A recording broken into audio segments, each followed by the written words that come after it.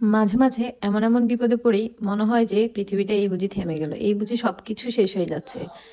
আসলে আগের দিন রাত্রে হঠাৎ করে বাবুকে নিয়ে এতটাই পেরেশানি অবস্থায় গেছি যে 3:30টায় তার এরকম অবস্থা হইছে যে চোখ মুখ মানে মনে হচ্ছে যে কেমন হয়ে গেছে, সে তার কি একটা পরিস্থিতি হয়ে গেছে। ভয়ে মানে আল্লাহ আল্লাহ করছিলাম কখন সকাল হবে, কখন তাকে হসপিটাল নিয়ে যাব। শুধু আল্লাহ আল্লাহ করছিলাম আল্লাহ একটু সকাল হোক, আল্লাহ একটু সকাল হোক। যাক আলহামদুলিল্লাহ সকাল হতে হতে তার অবস্থাটা আরো অনেকটাই মানে পরিবর্তন হয়েছে, একটু ভালো দিকে ছিল। যাক আলহামদুলিল্লাহ তার ঘুম এসেছে, আর ঘুম থেকে ওঠার পর থেকে সে যাক মোটামুটি ভালোই ছিল, ভালো আছে। তো আমি আসলে ওই দিন রাত্রে আম্মু খাবার দাবার সবাইকে তাড়াতাড়ি করে খাইয়ে দিয়েছে, বলতেছে যে কালকে রাত্রে তামজিৎকে নিয়ে সারা রাত্রে আমরা কেউ ঘুমাইতে পারি নাই, তাড়াতাড়ি করো এখন খেয়ে দিয়ে সবাই ঘুমাই যাও। মোটামুটি প্রায় 10:30 11টার দিকে আমাদের একদম খাবার দাবার সম্পূর্ণ শেষ। শেষ করে আমরা ঘুমাবো। ঘুমাবো তখন থেকে আম্মুর থেকে ভালো লাগতেছিল না, আম্মু থেকে একটু একটু খারাপ লাগতেছিল। আম্মু বলতেছে যে আম্মুর মনে হয় যে গা চুলকাচ্ছে, আম্মু থেকে কেমন খারাপ খারাপ লাগতেছে। আমি বলি তাড়াতাড়ি করে শুয়ে যান, ভালো লাগবে। এরকম করতে করতে করতে করতে 11টা থেকে রাত্রে 2টার পরে আম্মুর অবস্থা এতটাই অবনতি হবে এটা যদি আগে বুঝতাম বা একটু যদি ধারণা করতে পারতাম, তাহলে আর ওই দিন হয়তো বা এমন পরিস্থিতিতে আমাদেরকে পড়তে হতো না। রাত্রে 2টার পরে আম্মুর যে অবস্থা হয়েছে, মানে আম্মু শুইতে পারে না, উঠতে পারে না, বসতে পারে না, আম্মুর নিঃশ্বাস ফেলতে পারতেছে না। আম্মুর চোখ মুখ দিয়ে আগুন বের হচ্ছে, আমার হাত পা সব, হাতের তালু পায়ের তালু দিয়ে সব আগুন বের হচ্ছে। মানে যতই পানি ঢালতেছি যত কিছু করতেছি কিছুই হইতেছে না। পরবর্তীতে কি করবো, এদিক দিয়ে আম্মুকে হসপিটাল যাওয়ার জন্য অনেক বেশি চাপাচাপি করতেছি। আম্মুর মানে জ্ঞান নাই, ধরতে গেলে জ্ঞান নাই, ওই অবস্থা তো আম্মু বলতেছে যে না আম্মু হসপিটাল যাবে না। তারপর আম্মু বারবার বলতেছিল হসপিটালে যাবে না। আমার ভাই তো আম্মুর সাথে অনেক রাগারাগি করছিল যে হসপিটাল কখন যাবেন, আর একদিক দিয়ে বলতেছে আমার দম বন্ধ হয়ে যাচ্ছে, আমি কি করব। আম্মু মানে আমার ভাই সাথে সাথে বলতেছে ঠিক আছে দম বন্ধ হয়ে গেলে তারপরে যাইয়েন, তারপরে আপনি হসপিটাল যাবেন না।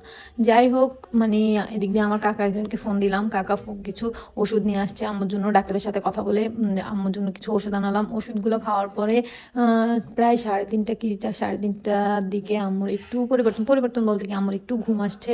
তো ঘুম আসার পরে যাক মোটামুটি আলহামদুলিল্লাহ একটু ভালো দিকে, মানে পরের দিন সকাল ঘুম আসছে, পরের দিন সকালে যাক একটু ভালো দিকে ছিল। তো এদিক দিয়ে আম্মু তো অসুস্থ, রান্নাবান্না কে করবে, তো সকাল থেকে আসলে ভাইরা আছে, বাচ্চা আছে, তামজিদ এদিকে তো অসুস্থ, সব দিক মেনটেন করে আসলে কাজ করা, আমি তো আর ওইভাবে কাজ করতে পারি না। তারপরেও মোটামুটি ওই দিনের সব কিছুই নিজের হাতে করতে হয়েছে, সব কিছু নিজে হালকা হালকা করে করে নিলাম, কারণ ভাইরা সবাইকে খাইতে হবে, রুগী আছে। তারপরে রুগী তো এখন দুইজনে হয়ে গেছে, তামজিৎ যেভাবে রুগী সে সাথে আমিও রুগী। মানে আসলে ওই যে কথায় আছে না, বিপদ যখন আসে তখন একদম চারদিক থেকে একসাথে আসে। আমার আসলে কি হয়েছে আমি জানি না, আমার পরিবারের কি মানে কি বিপদ যে আমাদের আসতেছে, কিভাবে দিন যাচ্ছে শুধুমাত্র একমাত্র আল্লাহই জানে। কোনো কিছুই আসলে বলে বুঝাতে পারি না, বলে উঠতে পারি না। এরকম একটা পরিস্থিতিতে আমাদেরকে পড়তে হচ্ছে যে প্রতিনিয়তই আমাদের আসলে একটা না একটা, প্রতিটা দিন আমাদের একটা না একটা দুঃসংবাদ অথবা একটা না একটা দুর্ঘটনা ঘটে চলছে। আসলে কি জন্য এরকম হচ্ছে বুঝতে পারতেছি না। আল্লাহ আমাদের সবাইকে রক্ষা করুক, সেই সাথে আমাদেরকে রক্ষা করুক। আল্লাহ যেন আমাদেরকে সহি সালামত ভাবে হেফাজতের সাথে রাখে। তো এই তো সুন্দর করে আসলে কি রান্না করব আমি কিছুই জানি না। পরে ভাই কিছু সবজি এনে দিয়েছে, সেগুলো রান্না করব। মাছ কোথায়, মাংস কোথায়, আসলে এগুলো সবকিছু আমার আম্মু সব সময়, আম্মু নিজের হাতে আম্মু এগুলো রান্না করে, নিজের হাতে মাছ রাখে, মাংস রাখে, সবকিছু নিজের হাতে করে, কখনো আমাকে কোনো কিছু করতে হয় না। সেই জন্য আসলে বোঝা যায় যে আম্মু প্রতিনিয়ত কতটা মানসিক টেনশনের ভিতরে থাকে, যে এগুলো রান্না বান্না করাটাও একটা টেনশন। আর হয়তো বা আমি হুট করে একদিন রান্না করতে আসছি, সেই জন্য হয়তো বা আমার কাছে এরকম মনে হচ্ছে। তারপরেও যাক মোটামুটি আলহামদুলিল্লাহ সব কিছু রান্না করে, সব কিছু রেডি করে ভাইদেরকে নিয়ে, ছেলেকে নিয়ে, মাকে নিয়ে মোটামুটি দিনটা কাটাচ্ছি। অনেক কষ্টে হলেও কাটাচ্ছি, সুখে হলেও কাটাচ্ছি, যেভাবে হোক আলহামদুলিল্লাহ দিনগুলো তো চলে যাচ্ছে। তবে যাদের জন্য আসলে, যাদেরকে আমার আম্মু পেলে ফুলে নিছে আর কি, তো তারা আসলে আমাদেরকে এইভাবে দুঃসময়ে, আমাদের পাশে এখন আর কেউই নাই। যাই হোক, মানুষের সুসময় সবাই থাকে, দুঃসময় কেউ থাকে না, এটাই সবচেয়ে বড় কথা। তো দুঃসময় আসলে কাউকেই পেলাম না।